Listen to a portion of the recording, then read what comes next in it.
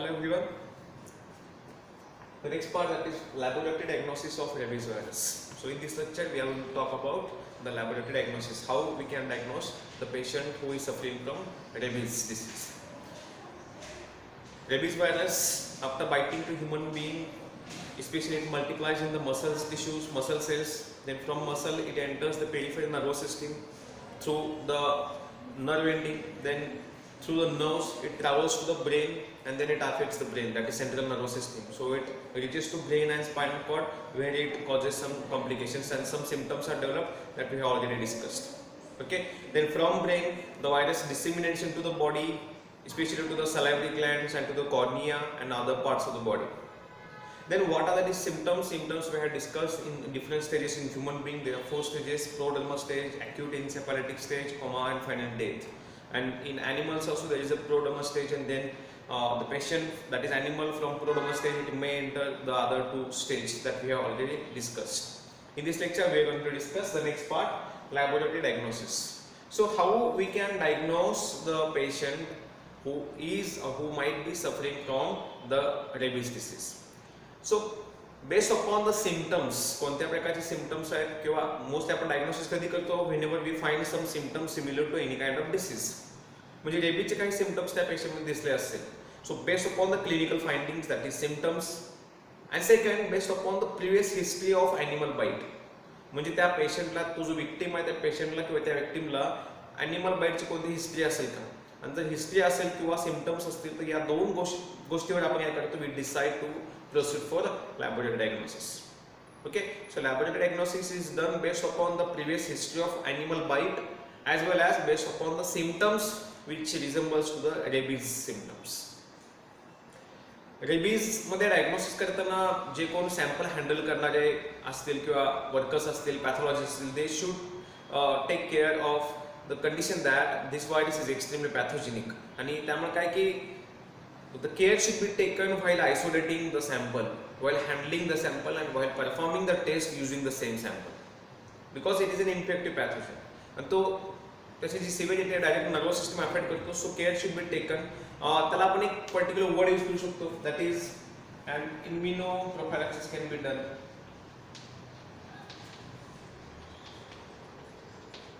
Immuno प्रोफायलॅक्सिस म्हणजे immunization can be done. Pre exposure vaccination available असतं, म्हणजे पॅथोजन इन्फेक्ट होण्याआधी, आपण पॅथोजनला एक्सपोज होण्याआधी म्हणजे pre exposure vaccination can be done, that is immunoprophylaxis. आणि याची गरज का असते, कारण की हा जो व्हायरस आहे हा सॅम्पलमधून सुद्धा ह्युमन बिंगमध्ये एंटर होऊ शकतो आणि मग रेबीज त्या पर्सनमध्ये, त्या पॅथॉलॉजिस्टमध्ये होऊ शकतो. सो प्री एक्सपोजर वॅक्सिनेशन किंवा आपण इम्युनो प्रोफायलॅक्सिस म्हणतो, that should be done, that should be followed, or that is compulsory thing while handling the such a rabid patient sample. Okay, तर जो पण हँडलर आहे त्याच्यामध्ये prophylaxis, specially vaccination, immunization should be done. आणि immunization कसल्या प्रकारचं, 2 प्रकारचं असतं, एक प्री एक्सपोजर आणि दुसरं पोस्ट एक्सपोजर. म्हणजेच ॲनिमल बाईट होण्यापूर्वी म्हणजे आपल्याला रेबीज होऊच नाही यासाठी आपण एक प्री एक्सपोजर घेतो, आणि दुसरी गोष्ट की आफ्टर एक्सपोजर, पोस्ट एक्सपोजर म्हणजेच काय, ॲनिमल बाईट झाल्यानंतर एक वॅक्सिनेशन घेतलं जातं, that is called as post exposure vaccination. इथं काय आहे की जे हँडलर्स आहेत त्यांच्यामध्ये रिस्क फॅक्टर जास्त आहे, त्यामुळे pre exposure vaccination is very much important. Now let's move to the diagnosis. Diagnosis करत असताना काही गोष्टी, म्हणजे पहिली सगळ्यात महत्त्वाची गोष्ट असते, that is having an proper clinical sample. आपण टेस्ट परफॉर्म करणार आहे त्यासाठी आपण अँटीजेन, अँटीबॉडीज डायग्नोज करत असतो, पण त्यासाठी क्लिनिकल सॅम्पल म्हणून आपण रेबीड कंडिशनमध्ये कोणते कोणते क्लिनिकल सॅम्पल यूज करू शकतो. तर obviously saliva. Saliva is the most important clinical sample in diagnosis of rabies disease. So saliva, then corneal smear can also be taken, because from brain the virus is disseminated to the cornea. So corneal smear, saliva, and skin biopsy. Skin biopsy can also be performed. म्हणजे ज्या ठिकाणी animal bite आहे तिथले जे tissues आहेत, those tissues can also be taken for testing. So in case of human being or even in case of animals, the saliva, corneal smear, and skin biopsy are the important clinical samples. During postmortem studies म्हणजे postmortem करत असताना the cause of death find करायचं असेल, aetiology of death find करायची असेल, तर अशा वेळी brain tissues can also be taken as a sample. Okay, so during life त्या आपण म्हणतो अँटीमॉर्टम, these saliva, corneal smear or skin biopsy can be taken as a sample, but during postmortem after the death, to find the cause of death, we can take brain tissues as an clinical sample. So आता आपल्याकडे clinical sample available झालेला आहे. Now we are going to proceed for the testings. Okay, so how we can diagnose rabies? कोणत्या कोणत्या taste आपण perform करू शकतो? तर काही टेस्ट आपण ऑलरेडी डिस्कस केलेले बऱ्याच पॅथोजन्स मध्ये. First, demonstration of rabies antigen. Demonstration of rabies antigen.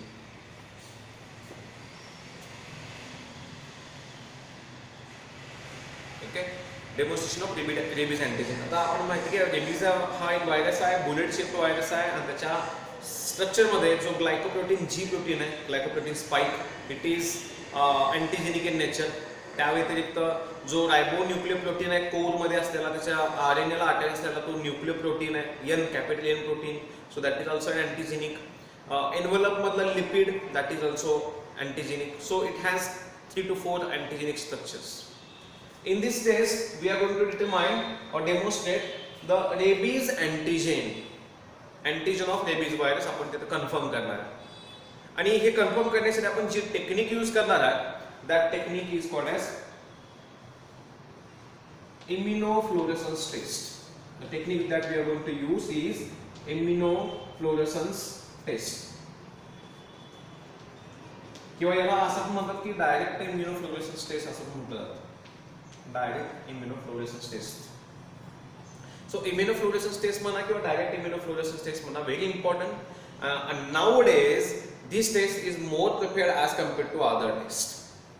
Initially सुरुवातीच्या काळामध्ये मायक्रोस्कोपिक ऑब्झर्वेशन जास्त परफॉर्म केलं जायचं, but nowadays molecular techniques available आहेत आणि त्यात ही टेक्निक सुद्धा अवेलेबल आहे, which is more reliable and sensitive technique. So direct immunofluorescence test is of very much use in demonstration of rabies antigen. Okay, मग याच्यामध्ये काय केलं जातं? सिंपल आहे. पहिल्यांदा आपण suppose we have taken a glass slide on which the sample, clinical sample is fixed. आता clinical sample मध्ये आपण काय डिटरमाइन करणार आहे? अँटीजेन डिटरमाइन करणार आहे. So let us call this as an antigen. So आपण काय केलं, जे क्लिनिकल सॅम्पल पेशंटचं सॅम्पल आहे ते सॅम्पल घेतलं आणि त्याचा एक ड्रॉप आपण स्लाइडवर ठेवलेलं. सॅम्पल मध्ये आपण काय बघतोय? We are going to determine the rabies virus. आणि तो कसा डिटरमाइन करायचा आहे? त्याचा अँटीजेन आपल्याला कन्फर्म करायचा. सो आपण पहिल्यांदा रेबीज व्हायरस किंवा आपण सॅम्पलचे सॅम्पलचा ड्रॉप एक ठेवला. याच्यावर अँटी रेबीज व्हायरस स्टँडर्ड आपल्याला माहिती असलेल्या known anti rabies virus are then placed. So known anti rabies virus म्हणजे आपल्याला रेबीज व्हायरस माहिती आहे, त्याच्या अगेन्स्ट असलेल्या स्टँडर्ड अँटीबॉडी आपण इथं त्याच्यावर प्लेस केला. पण इथं एक कंडिशन आहे. कंडिशन अशी आहे की आपण जेव्हा इथं अँटीबॉडीज त्याच्यावर ऍड करणार आहे, that antibody should be fluorescently tagged. Antibody should be fluorescently tagged. म्हणजे काय? तर त्या अँटीबॉडीला आपण फ्लोरोसन डायने त्याला टॅग केलेलं असतो. आयसोथायोसायनेट नावाचा आपण इथं फ्लोरोसन डाय यूज करतो. आयसोथायोसायनेट. फ्लोरोसन्स ॲबिलिटी सगळ्यांना माहिती असेल की एखादा फ्लोरोसन सबस्टन्स काय करतो? शॉर्टर वेव्हलेंथची लाईट ऍब्सॉर्ब करतो आणि लॉंगर वेव्हलेंथची लाईट इमिट करतो. ओके, ब्ल्यू लाईट ऍब्सॉर्ब करतो आणि ग्रीन लाईट इमिट करतो. सो आपण पहिल्यांदा अँटीजेनिक म्हणजे सॅम्पल ड्रॉप प्लेस केला, त्याच्यावर आपण नोन अँटीबॉडीज ऍड केल्या, but no antibodies are tagged with the fluorescent substance. So fluorescently labelled antibodies म्हणायचं त्याला. त्याला काय म्हणायचं? This can be called as fluorescently labelled. So fluorescently labeled antibodies are placed. आणि लेबलिंग आपण कसं केलेलं आहे? या फ्लोरोसन डायस, आयसोथायोसायनेट. असे बरेच फ्लोरोसन डायस आहेत आपण यूज करू शकतो. रोडामाइन आहे किंवा फ्लोरेसिन नावाचा एक फ्लोरोसन डाय आहे, that can be use to tag the antibodies. Okay, आपण एक प्लेस केलं. आता याच्यानंतर washing, the slide is washed. If suppose antibodies कोणाच्या अगेन्स्ट आहे? त्या रेबीज अँटीजेनच्या. जर समजा या पेशंट सॅम्पलमध्ये रेबीज अँटीजन नाही आहे, रेबीज अँटीजन नाही याचा अर्थ आपलं washing antibodies will be washed out, आणि आपण जेव्हा ते मायक्रोस्कोप मध्ये बघणार आहे तेव्हा आपल्याला फ्लोरोसन्स दिसणार नाही. म्हणजे याचा अर्थ काय की given clinical sample do not content rabies antigen. म्हणजे याचा अर्थ असा पण होतो की रेबीज अँटीजन नाही, याचा अर्थ रेबीज व्हायरस पण नाही. सो आपण वॉशिंग केल्यानंतर जर त्याला इथं याच्यामध्ये रेबीज अँटीजन नसेल तर पेरिंग होणार नाही किंवा कॉम्प्लिमेंटरी बाइंडिंग होणार नाही अँटीजन आणि अँटीबॉडीमध्ये. अँटीबॉडीज वॉशआउट होतील कारण आपण हे इनिशियली फिक्स केलेलं आहे, त्यामुळे हे राहणार, मग हे वॉशआउट होईल आणि जेव्हा आपण फ्लोरोसन्ट मायक्रोस्कोपमध्ये ऑब्झर्व करू आपल्याला ग्रीन फ्लोरोसन्स दिसणार नाही. पण तेच जर suppose the given clinical sample contains rabies virus, so obviously there will be an rabies antigen. Rabies antigen असेल तर इथं अँटीजन अँटीबॉडी पेरिंग होईल कारण आपण त्या अँटीजनच्या अगेन्स्टच नोन अँटीबॉडी यूज केलेले आहे. सो अँटीजन अँटीबॉडी पेरिंग और complementary binding will be there. Binding झालं जेव्हा आपण ही स्लाइड मायक्रोस्कोप मध्ये ऑब्झर्व करणार आहे, यासाठी आपण कोणता मायक्रोस्कोप यूज करणार आहे? Fluorescence microscope. फ्लोरोसन्स मायक्रोस्कोप मध्ये काय असतं तर प्रिन्सिपल वर्किंग तुम्हाला बऱ्यापैकी माहिती असेल, नसेल तर थोडक्यात सांगतो मी कसं असतं. मी एक्झॅक्ट डायग्रामॅटिक नाही सांगणार, पण इथं आपला स्पेसिमन आहे, इथं आपला लेन्स आहे. ओके, इथून आपण काय करतो पहिल्यांदा शॉर्टर वेव्हलेंथची म्हणजे कोणती ग्रीन लाईट आहे किंवा आपण ओव्हरऑल इथं हा लाईटचा सोर्स आहे. ओके, इथं एक फिल्टर असतो, that filter is called as excitation filter. We are not studying the principle and mechanism of fluorescence microscope, पण काय असतो थोडक्यात सांगतो मी तुम्हाला. इथे एक फिल्टर असतो that is called excitation filter, आणि हा एक्सायटेशन फिल्टर काय करतो इथून ज्या रेडिएशन्स येणार आहेत त्या सगळ्या ऍब्सॉर्ब करतो, पण पुढे फक्त एकच म्हणजे मोनोक्रोमॅटिक काम करतो, पुढे फक्त ग्रीन कलरची लाईट पुढे पास करतो. आणि मग इथे एक मिरर असतो, त्यामुळे ही ग्रीन कलरची लाईट आपल्या स्पेसिमनवर जाणार, स्पेसिमन ग्रीन कलरची लाईट ऍब्सॉर्ब करतो आणि मग तो काय करतो ब्ल्यू कलरची लाईट इमिट करतो, दॅट इज देन व्हिज्युअलाइज्ड. म्हणजे एका बाजून आपण ग्रीन कलर लाईट पास करतो, सॅम्पल काय करणार शॉर्टर वेव्हलेंथची, सॉरी ग्रीन नाही ब्ल्यू, इथं थोडंसं करेक्शन, ब्ल्यू लाईट असणार, शॉर्टर वेव्हलेंथ म्हणजे blue light. So blue light तो ऍब्सॉर्ब करेल आणि ग्रीन लाईट तो इमिट करेल, याला फ्लोरोसन्स म्हणतो आपण. सिमिलरली इथं जो डाय यूज केला आहे आयसोथायोसाइनेट, हा एक फ्लोरोसन्ट डाय आहे की जो इथून येणारी ब्ल्यू लाईट ऍब्सॉर्ब करेल आणि ग्रीन कलरचं फ्लोरोसन्स आपल्याला इथं व्हिज्युअलाइज आपल्या मायक्रोस्कोपिक फील्डमध्ये.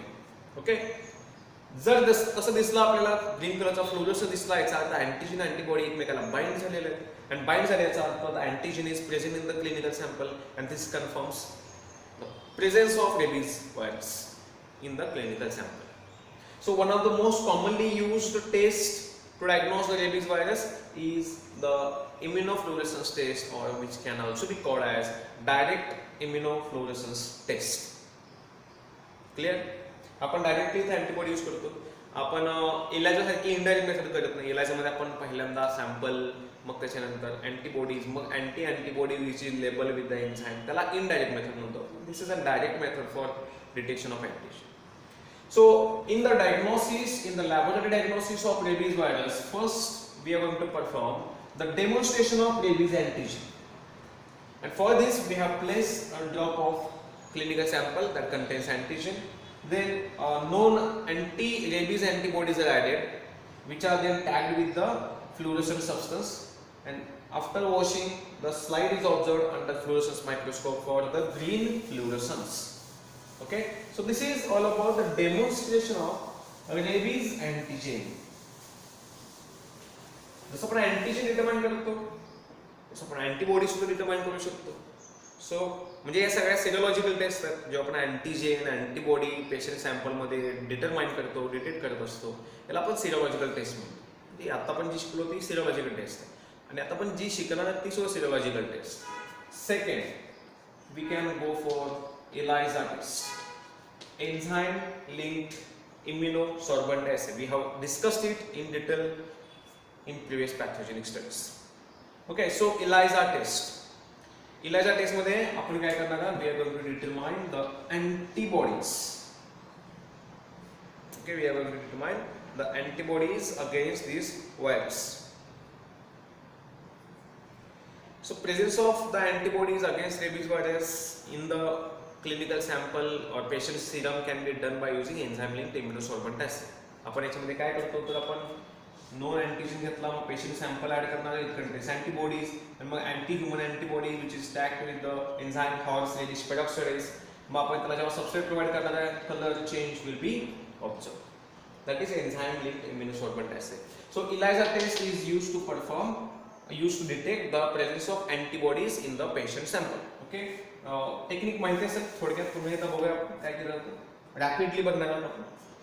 First non antigen. आता या केसमध्ये आपण अँटीजन घेणार आहे नोन. मग अशी आपण नोन अँटीबॉडी घेतली.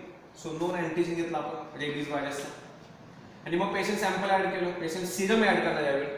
If Serum contains antibodies then antibody will bind to this antigen. आणि मग अँटीबॉडीज म्हणजे या अँटीबॉडीजच्या अगेन्स्ट आपण नोन अँटीबॉडीज घेणार.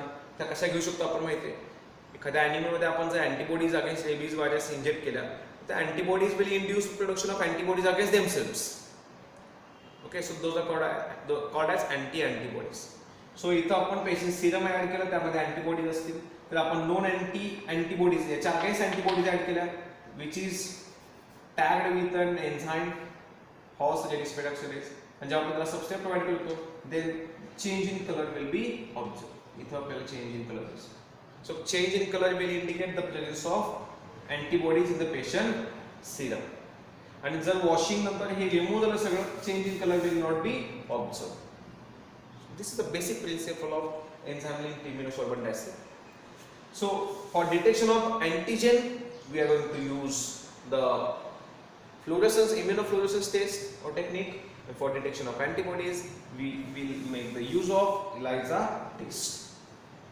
So या झाल्या serological test. यानंतर आपण आज पुढची जी टेक्निक यूज करणार आहे that is for demonstration of Negri bodies. Next test we perform to demonstrate the Negri bodies in the clinical sample. Negri bodies. Important test, demonstration of Negri bodies.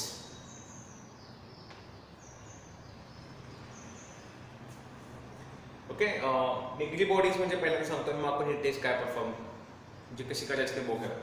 Negri bodies म्हणजे काय असतं की जेव्हा whenever there is an infection of rabies virus to the nerve cells, कारण आपण बघितलं की पहिल्यांदा पेरिफेरल न्यूरॉन्स तो अफेक्ट करतो, त्यांच्या थ्रू तो सेंट्रल नर्वस सिस्टीम मध्ये जाऊन मग ब्रेन टिश्यूज, तिथले नर्व्स असतील, न्यूरॉन्स असतील, वेगवेगळ्या प्रकारचे न्यूरॉन्स असतात, त्यांच्यामध्ये तो जाऊन पुन्हा मल्टिप्लाय होतो, आणि मग त्यांच्यामध्ये ते व्हायरसचे पार्टिकल्स आहेत ते सगळे असेंबल होतात, and that relation to formation of inclusion bodies.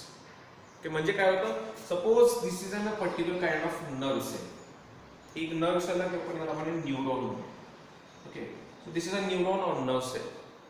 जेव्हा व्हायरस या नर्व सेलला इन्फेक्ट करतो, म्हणजे फक्त रेबीज व्हायरस त्या कंडिशनमध्ये आपल्याला बघायला मिळतं. So this is an rabies virus infected nerve cell or neuron.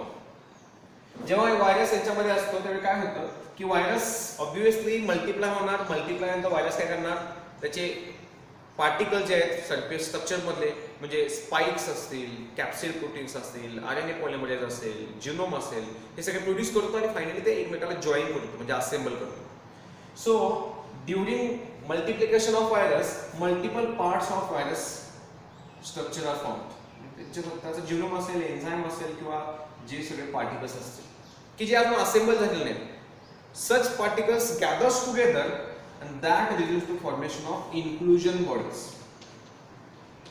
intracytoplasmic inclusion bodies.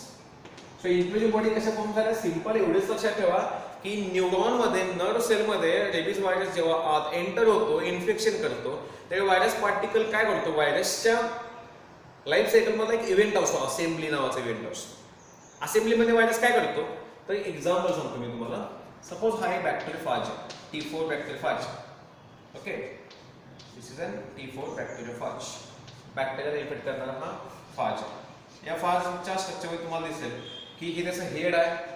Okay, this is an tail part, ही त्याची बेस प्लेट, टेल फायबर्स. आपल्याला हे लक्षात ठेवायचं नाही, कन्सेप्ट काय सांगतो ते महत्त्वाचं. व्हायरस पार्टिकल जेव्हा रिप्लिकेशन करतो म्हणजे जिनोमचं रिप्लिकेशन करतो त्यावेळी याला कॅप्सिड म्हणतात. सो असे अनेक कॅप्सिड फॉर्म केले पाहिजे.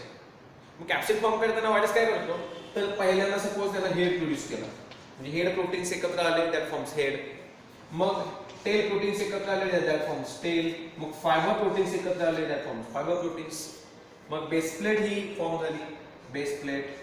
असे व्हायरस पार्टिकल एक एकने पार्ट प्रोड्यूस करतो आणि मग हे सगळे पार्ट्स एकत्र येतात. म्हणजे एक्झाम्पल या बेस प्लेटला फायबर जोडले, मग फायबर जोडल्यानंतर मग त्याला टेल ट्यूब जोडली, टेल ट्यूब जोडल्यानंतर मग त्याला हेड जोडलं, म्हणजे अशा पद्धतीने एक व्हायरस पार्टिकल तयार झाले, ज्याला काय म्हणतो आपण असेंबली. सो असे जे सगळे पार्टिकल्स आहेत those particles gathers in a nerve cell and that results into formation of inclusion bodies.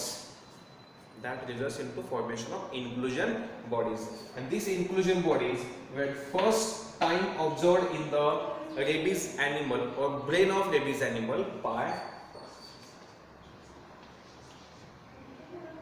Aldeci Negri, a pathologist, Dr. Aldeci Negri. Aldeci Negri, he was a pathologist and he observed the presence of such inclusion bodies. सगळं aggregate virus particle आहेत सगळे, rabies virus particle aggregate झालेले आहेत आणि त्यांच्यापासून एक bodies तयार झाल्या, inclusion bodies तयार झाल्या. And such inclusion bodies were first time observed by a pathologist, Dr. Aldeci Negri. And that's why these inclusion bodies are named after his name, Negri bodies. आणि आपण काय म्हणतो, Negri bodies म्हणतो. म्हणजे याचा अर्थ असा की जर आपल्याला ब्रेन टिश्यू मध्ये, नर्व्स मध्ये मोस्टली न्यूरॉन्स ब्रेन टिश्यू मध्ये बघायला मिळतात. सो ब्रेन टिश्यू मध्ये जर अशा प्रकारची नेगरी बॉडीज कन्फर्म झाल्या तर याचा अर्थ patient is suffering from rabies virus. Okay, त्यामुळे आपण इथं रेबीज व्हायरस डायरेक्टली डिटरमाइन करत नाहीये, त्याचा अँटीजेन किंवा त्याच्या अगेन्स्ट अँटीबॉडी बघणार नाहीये. आपण काय बघतो, डायरेक्टली त्यांना व्हायरस पार्टिकलच्या ऍग्रीगेशनमुळे प्रोड्यूस झालेल्या बॉडीज, इन्क्लुजन बॉडीज और as Negri bodies are determined. Clear? Then how to determine such negri bodies, that is inclusion, त्यांना inclusion body म्हणतो आपण. मग या inclusion body कशा पद्धतीने आपण डिटेक्ट करू शकतो? How to detect negri bodies? So for detection of negri bodies, a staining technique used is a Sellers staining technique. Sellers staining technique.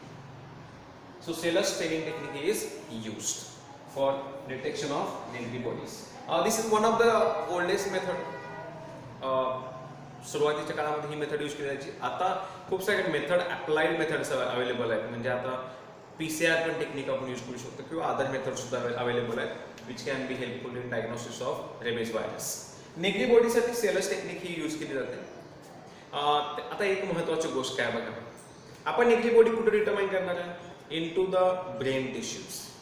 Brain tissue एखादा लाईव्ह ॲनिमल आहे तर किंवा ह्युमन बिईंग आहे, तर ह्युमन बिईंग लाईव्ह असताना आपण brain tissue harvest करू शकतो का? नाही. म्हणजे याचा अर्थ नेगरी बॉडीज या डेमॉन्स्ट्रेट आपण कधी करणार आहे? After death. डेथ झाल्यानंतर to determine the cause of death we are going to perform demonstration of Negri bodies. So Negri body demonstration कधी करायचे आहे? पोस्टमॉर्टम स्टडीमध्ये.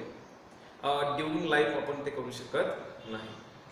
ओके, सो हे लक्षात ठेवा की during postmortem studies Negri body demonstration can be done. For this, we use a technique that is called as Sellers staining technique. In the Sellers staining technique, basic fuchsin and methylene blue are used. आपण technique बघणार नाहीये, फक्त principal सांगतो. Basic fuchsin and methylene blue are used to stain such negri bodies. या staining technique मध्ये ही fixation of smear आणि staining हे simultaneously केलं जातं. केमिकल फिक्सेटिव्ह यूज केलं जातं याच्यामध्ये. आणि मग ते केमिकल फिक्सेशन आणि staining of the smear are performed simultaneously. And for the staining of Negri bodies basic fuchsin and methylene blue are commonly used. मग नेगरी बॉडीज आता आपण ऑब्झर्व करणार, म्हणजे आपण first we have prepared a smear of the brain tissues. Okay, so first a smear of brain tissue is performed, then that smear is stained, fixed by using chemical fixatives and staining. For staining purpose we use basic fuchsin and methylene blue. After staining आपण आता observation करणार आहोत. Negri bodies कशा पद्धतीने आपण observe करू शकतो. So suppose this is an microscopic field microscopic field मध्ये we can find round or sometime oval shape, round or oval shape, purple pink color negri bodies. Okay, so purple pink color, round or sometime oval shape, intracellular, intracytoplasmic म्हणजे सेलच्या आत आहे, ते nerve सेलच्या आत आहे. So intracytoplasmic, round or oval, purple pink colored negri bodies are detected or observed. Clear? आणि जर असं आपल्याला दिसलं की व्हाईट बॅकग्राऊंड मध्ये आपल्याला असं पर्पल पिंक कलरचे राऊंड बॉडीज दिसल्या, that indicates the presence of Negri bodies. Negri bodies याचा अर्थ व्हायरस पार्टिकल्स आहेत. आणि व्हायरस पार्टिकल्स आहेत याचा अर्थ patient is suffering from rabies. So in this way we can demonstrate the presence of Negri bodies. The size of negri bodies is approximately 3 to 27 micrometer. Human being मध्ये Negri bodies आहे approximately 3 to 27 micrometer या साईजच्या आपल्याला ऑब्झर्व करायला मिळतात. This is a diameter of Negri bodies in the microscopic field. Okay, so in this way we can observe the Negri bodies in the patient sample. आता Negri bodies समजा in case आपल्याला Negri bodies दिसल्या नाहीत, demonstration करतो आपण आणि we did not find any kind of Negri bodies in the clinical sample. याचा अर्थ असा नाही की पेशंटच्या सॅम्पल मध्ये किंवा patient is not suffering from rabies virus, rabies disease. जर नेग्री बॉडी दिसल्या नाही तर इथं कन्क्लुसिव्ह इव्हिडन्स किंवा कन्क्लुसिव्ह रिझल्ट आपल्याला मिळत नाही. म्हणजे नाही दिसल्या याचा अर्थ निगेटिव्ह टेस्ट किंवा पेशंट मध्ये रेबीज नाही असं होत नाही. Reason is because in 20% rabid patient Negri bodies are not commonly observe. 80% मध्ये असतो कन्फर्मेशन साठी, पण 20% पेशंट मध्ये तो ऑब्झर्व केला जात नाही किंवा बऱ्याच 20% पेशंट मध्ये नेग्री बॉडीज फॉर्म होत नाहीत. मग नेग्री बॉडीज का परफॉर्म करायच्या? जर नेग्री बॉडी दिसल्या याचा अर्थ रेबीज झालेला आहे, पण म्हणजे कन्फर्म करायचं आपल्याला फक्त झालाय की नाही. जर पॉझिटिव्ह दिसली yes the confirmation will be there, म्हणजे डायग्नोसिस आपल्याला पॉझिटिव्ह आलं, पण झालं नाही याचा अर्थ आपण कन्क्लुजन काढू शकत नाही. We have to proceed for other test. This is the reason because in 20% of patient negri bodies are not found. त्यामुळे फक्त प्रेझेन्स कन्फर्म करण्यासाठी आपण टेस्ट परफॉर्म करणार आहे. ॲब्सेन्स आला तर आपण याच्यावरून कोणताही इंटरप्रिटेशन काढू शकत नाही. So this is how we can perform the demonstration of Negri bodies in the clinical into the brain tissues of the rabid person, especially death झाल्यानंतर आपण ते ऑब्झर्व करतो. रेबीज हा व्हायरस आहे, त्यामुळे व्हायरसचं कल्टिवेशन किंवा आयसोलेशन सुद्धा युजफुल असं डायग्नोसिस मध्ये. So the next part is isolation of virus. Diagnosis मध्ये आपण बघतोय आता next part that is isolation of rabies virus. This is also useful in diagnosis. Isolation of rabies virus. So जसं आपण bacteria किंवा इतर फंगस असेल आयसोलेशन करत असतो, सिमिलरली रेबीज व्हायरस सुद्धा आपण आयसोलेट किंवा कोणताही व्हायरस आयसोलेट करू शकतो. आयसोलेशन साठी आपण इथे जी मेथड यूज करणार आहे that is we are going to make the use of mice. आपण इथं आयसोलेशन पर्पजसाठी काय करणार आहे, माइस यूज करणार. So how the isolation of rabies virus can be done. First the laboratory mice is taken and in that through intracerebral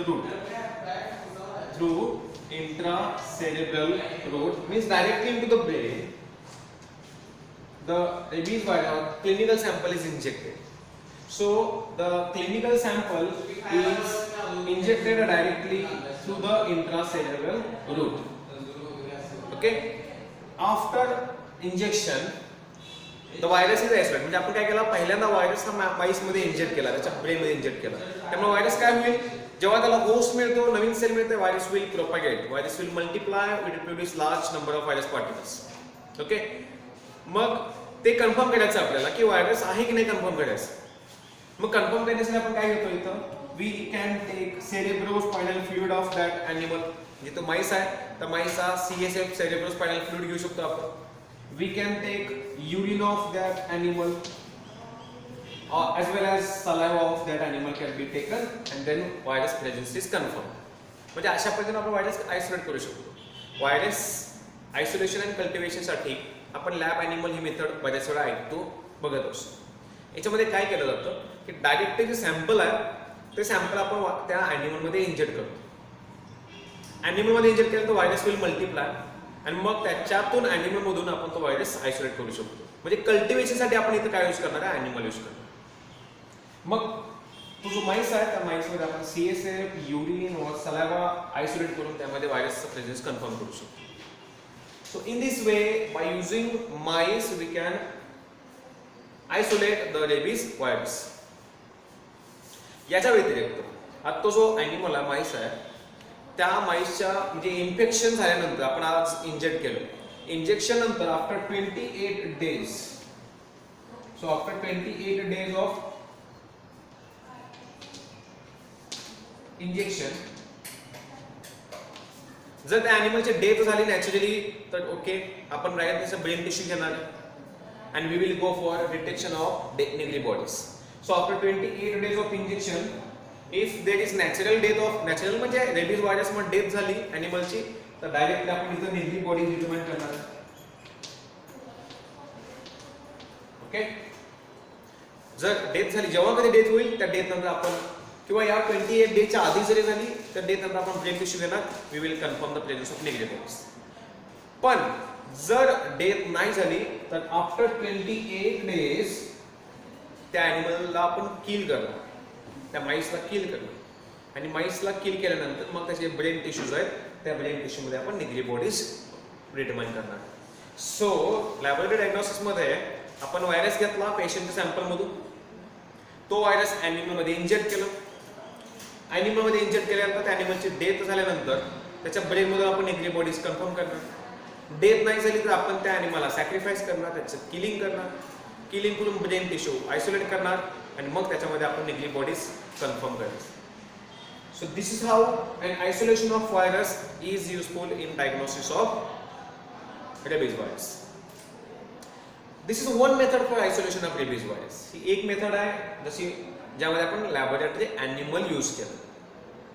but beside this we can also use the cell culture, म्हणजे त्याच्यामध्ये sale culture method सुद्धा आपण use करू शकतो.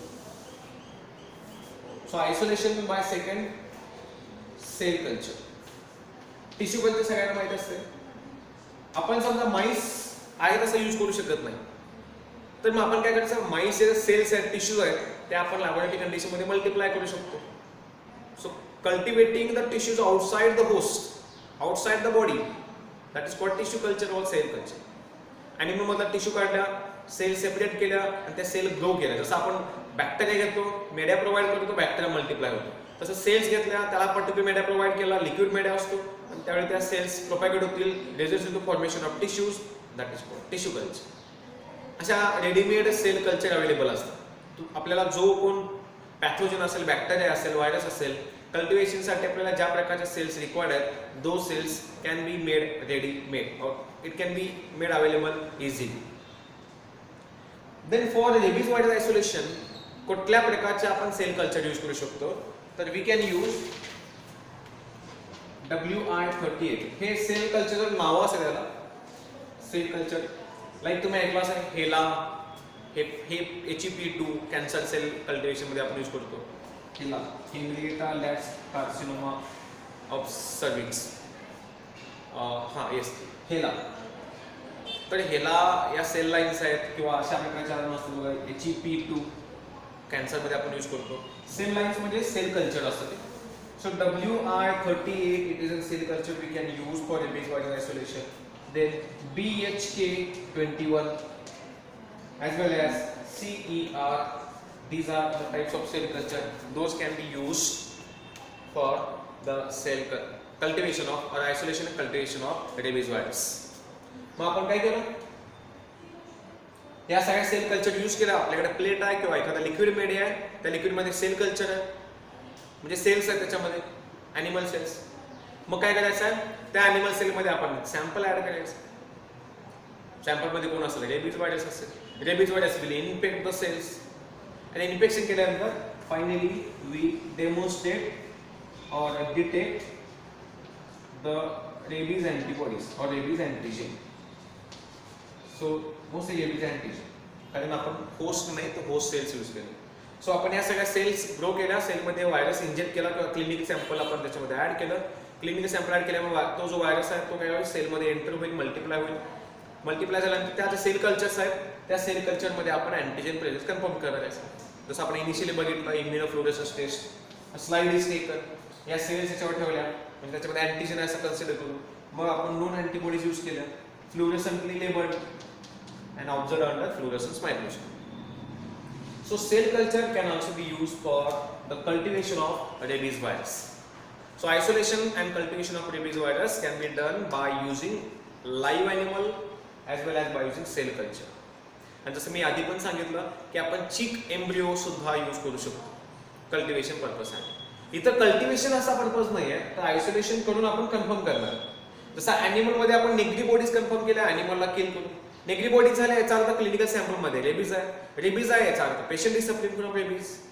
Similarly इथं आपण sale कल्चरमध्ये sample add करतो आणि मग डिटेक्शन ऑफ अँटीजन करतो.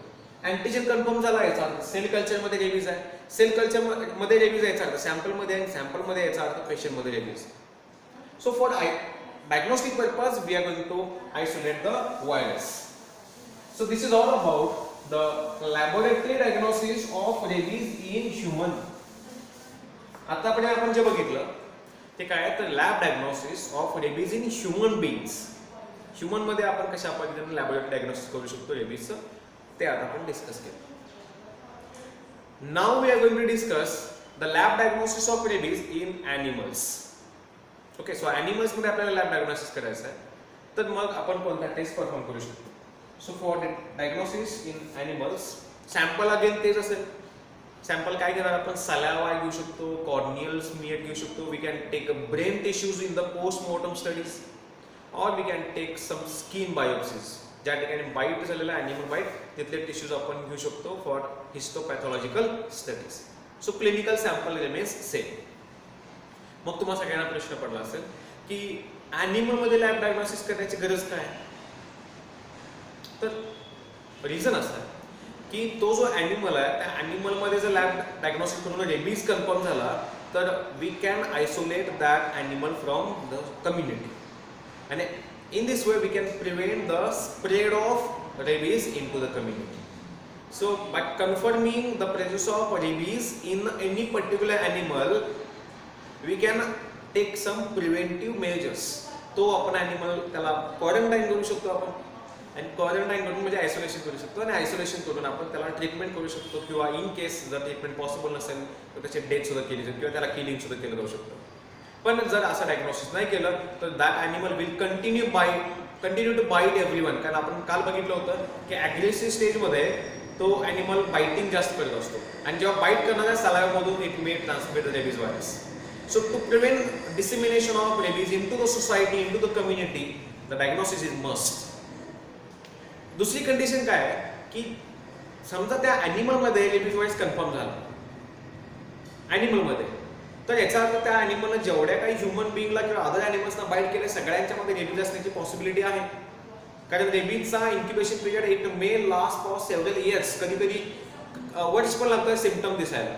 पण जर त्या ॲनिमलनं ज्यांना बाईट केलं त्या ॲनिमल मध्ये कन्फर्म झालं, याचा अर्थ त्या सगळ्यांच्या मध्ये आपण प्रिव्हेंटिव्ह मेजर्स घेऊ शकतो. रेबीज मध्ये एक गोष्ट लक्षात ठेवायची की जोपर्यंत सिम्पटम्स दिसत नाहीत तोपर्यंत त्या पेशंटला जर ट्रीट केलं तर ते प्रॉपर क्युअर केलं जाऊ शकतं. पण जर सिम्पटम दिसायला लागले then it becomes really difficult to cure that patient. त्यामुळं तो जो बाईटिंग पॉटचा पिरियड आहे तिथून पुढं क्युअर होईपर्यंत किंवा सिम्पटम दिसण्यापर्यंतचा जो पिरियड आहे त्याच्यामध्ये आपण प्रिव्हेंटिव्ह मेजर्स घेऊ शकतो. यासाठी ॲनिमलमध्ये लॅब डायग्नोसिस करणं सुद्धा important. Then how we can go for the laboratory diagnosis in animals? Let's discuss. First, as we already discussed, जसं आपण ह्युमन बीइंग मध्ये परफॉर्म केलं, demonstration of rabies antigen. Demonstration of rabies antigen. So rabies antigen आपल्याला demonstrate करायचं, detect करायचं. कसं detect करणार? By using immunofluorescence test like we have performed for human beings. So by using immunofluorescence test, demonstration of rabies antigen can be performed. Okay. Then second, demonstration of Negri bodies, just like human beings. Demonstration of Negri bodies into the brain tissues. So demonstration of negative bodies किंवा inclusion bodies म्हणायला. Negative bodies demonstration करण्यासाठी आणि हे कधी करतो आपण during postmortem studies. Brain tissues are harvested and those brain tissues म्हणजे त्याची जे आपण बायोप्सी करणार आहे, बायोप्सी करून ते जे स्पेसिमन आहे that specimen tissue sample is smear prepare करणार आणि त्याला आपण काय करणार सेलर स्टेनिंगनी स्टेन करणार आणि मग आपण नेग्रीज बॉडीज ऑब्झर्व करणार. पर्पल पिंक कलरच्या राऊंड ओव्हल कलरच्या 3 to 27 मायक्रोमीटर सेम डायमेन्शन्स इथं सुद्धा आहे. 3 to 27 मायक्रोमीटर या डायमेन्शनच्या आपण काय करणार आहे नेग्री बॉडीज ऑब्झर्व करणार. फक्त ॲनिमलच्या केसमध्ये आपल्याला आपण जेव्हा टिश्यू हार्वेस्ट करणार ब्रेन टिश्यू फर्स्ट म्हणजे डायग्नोसिस करण्यासाठी नेग्री बॉडी बघण्यासाठी जे टिश्यूज घेणार आहे first those tissues are immersed in 50% glycerol. ज्या काही टिश्यू आपण टिश्यू सॅम्पल घेतलेले आहेत बायोप्सी करून ते सगळे टिश्यू सॅम्पल आपण 50% ग्लिसरॉल मध्ये इमर्स करणार. Then some tissues are then added in Zenker's fixative. Zenker's fixative हा एक प्रकारचा केमिकल फिक्सेटिव्ह एजंट आहे. ॲनिमल स्पेसिमन जे असतात की जे प्रिझर्व करण्यासाठी जे ॲनिमल झूलॉजीमध्ये ॲनिमल प्रिझर्वेशन किंवा ॲनिमल सेक्शन्स असतील टिश्यूज असतील ते प्रिझर्व करण्यासाठी फिक्सेटिव्ह यूज केले जातात. त्यातच हा एक झेंकर्स फिक्सेटिव्ह आहे. सो झेंकर्स फिक्सेटिव्ह हा ह्युमन बीइंगमध्ये सुद्धा यूज केला जाऊ शकतो. म्हणजे आपण लॅब डायग्नोसिस केली ह्युमन ब्रेन टिश्यू असतील तर त्यांच्या फिक्सेशनसाठी किंवा प्रिझर्वेशनसाठी झेंकर्स फिक्सेटिव्ह यूज केला जातो. So first tissues are immersed in 50% glycerol temperature maintain करतो प्रॉपर. फिक्स केल्यानंतर सॉरी आपण ग्लिसरॉलमध्ये मेंटेन केल्यानंतर आपण त्यातल्या काही सेल्स काय करतात काही ज्या टिश्यूज आहेत those are added in the Zenker's fixative आणि मग झेंकस फिक्सेटिव्ह मध्ये ॲड केल्यानंतर finally observed by Seller's staining technique and then we will be able to observe the purple pink colour round or oval shaped Negri bodies in the microscopic field. आणि Negri bodies confirm झाल्या की मग आपण त्याच्यानुसार एक कन्क्लुसिव्ह interpretation सुद्धा काढू शकतो. So this is the demonstration of Negri bodies, and then third that is isolation of rabies virus. Just like we have performed for human being also. Isolation of rabies virus. Isolation कसं करणार आपण तर एक तर animal use करणार. Laboratory animal like mice can be used. माइस मध्ये आपण intracerebral route मध्ये या ॲनिमल जो ॲनिमल आपण बघतोय आता त्या ॲनिमलचं क्लिनिकल सॅम्पल इंजेक्ट करणार आणि मग त्याचा सलाइवा युरिन किंवा आपण CSF cerebrospinal fluid skin biopsy करून त्याच्यामध्ये आपण अँटीजेन बघणार. नसेल तर ॲनिमलचे डेथ झाल्यानंतर ब्रेन टिश्यू हार्वेस्ट करणार आणि मग त्याच्यात नेग्री बॉडीज बघणार. डेथ नाही झाली तर आपण आफ्टर 28 डेज आपण त्याला ॲनिमलला किल करून त्याच्या ब्रेन टिश्यू हार्वेस्ट करून we will be able to observe the Negri bodies into the brain tissues of that particular mice laboratory animal. Okay, so this is all about the laboratory diagnosis of rabies in human as well as in animals. Okay.